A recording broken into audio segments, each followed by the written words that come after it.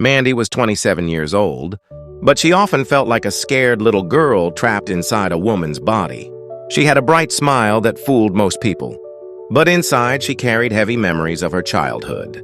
Her father had left when she was 8, and her mother, who struggled with her own pain, often shouted at her. Mandy grew up believing she was not good enough, not smart enough, and not lovable. Every night when she lay on her bed, those memories returned like shadows. She would hear the echoes of her mother's angry words. She would remember the loneliness of sitting in her room with no one to hug her. Mandy had learned to hide her feelings from everyone. At work, she acted confident. With friends, she laughed loudly. But when she was alone, the old hurts whispered to her heart. One day, her best friend Stacy noticed something was wrong. Stacy and Mandy had been friends since college. Stacy was cheerful, caring, and full of encouragement. She often reminded Mandy of her worth, but she could also see the sadness behind Mandy's eyes. "Mand," Stacy said one afternoon while they were sitting at a cafe, "I love you, but you are not okay. You carry too much pain inside. Why don't you talk to someone? Therapy could help?" Mandy frowned. "Therapy? I don't need it. I just need to be stronger. Other people have worse problems." Stacy reached out and held her friend's hand. "Strength isn't pretending you're fine. Strength is facing the truth and choosing to heal. Please think about it." That night, Mandy lay awake thinking about Stacy's words. Therapy sounded scary. What if she opened up and people judged her? What if she remembered things that hurt even more? But deep inside, she also felt a small hope. Maybe someone could help her carry the weight. A week later, Mandy walked nervously into a small counseling center. The walls were painted light blue, and soft music played in the waiting area. Her therapist introduced himself simply as Big. He was a tall man with kind eyes and a calm voice. Everyone called him Big, not only because of his size, but also because of his big heart. "Welcome, Mandy," Big said gently. "This is your safe space. You can share anything and I will listen." At first, Mandy struggled to speak. She twisted her hands and stared at the floor. But Big was patient. He did not rush her. Week after week, she began to open up. She talked about the nights she cried herself to sleep. She talked about the guilt she carried, believing her father left because of her. She even talked about how she avoided deep relationships because she feared being abandoned again. One day, as Mandy shared a painful memory, she began to cry. "Why did they treat me like that? Why did no one protect me?" Big handed her a box of tissues and said, "It wasn't your fault. Mandy, what happened to you as a child was not because of who you are, but because of the brokenness of others. You were just a child. You deserved love and safety." Those words shook her heart. She had always blamed herself.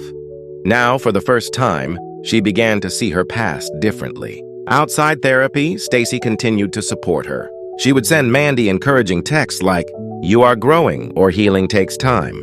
"But you are doing amazing, Mandy," sometimes shared what she was learning in therapy, and Stacy listened without judgment.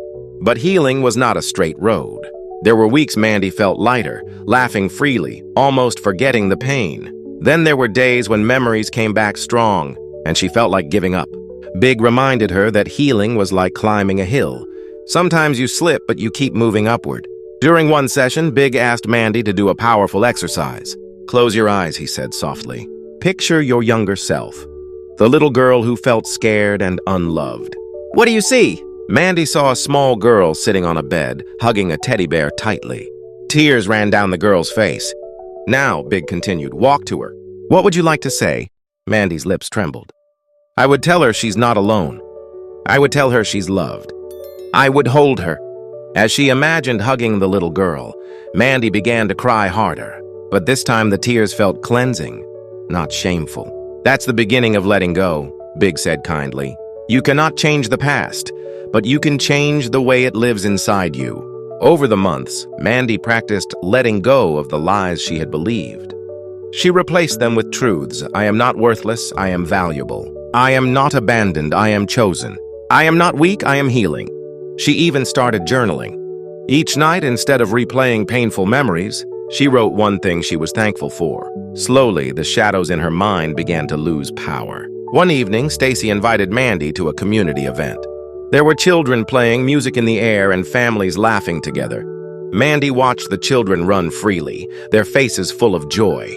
For a moment, she felt a sting of sadness. She had never had that kind of childhood. But then another feeling rose in her heart, hope. She whispered to herself, I cannot change my past, but I can choose a different future. Later that night, Mandy told Stacy, for the first time, I don't feel stuck. I feel like I can breathe again. Stacy hugged her tightly. That's because you have been brave enough to face the pain and let it go. I'm so proud of you. The next week in therapy, Big asked Mandy how she felt about her journey. I think, Mandy said slowly, I am learning that letting go doesn't mean forgetting. It means forgiving myself, forgiving others, and choosing not to carry the hurt anymore. It means giving that little girl inside me the love she always needed. Big smiled. That's true healing, Mandy. And remember, healing is a lifelong journey, but you are walking it with courage. Mandy nodded. For the first time in many years, she felt lighter. The chains of the past no longer controlled her steps. She knew the journey was not over, but she also knew she was not walking alone. She had Stacy by her side and Big as her guide. Most importantly, she had discovered her own inner strength. As Mandy left the counseling center that day, she looked up at the sky. The sun was setting, painting the clouds in gold and pink. She took a deep breath and whispered, I am free. And for the first time, she truly believed it. Drop a comment if you like this video.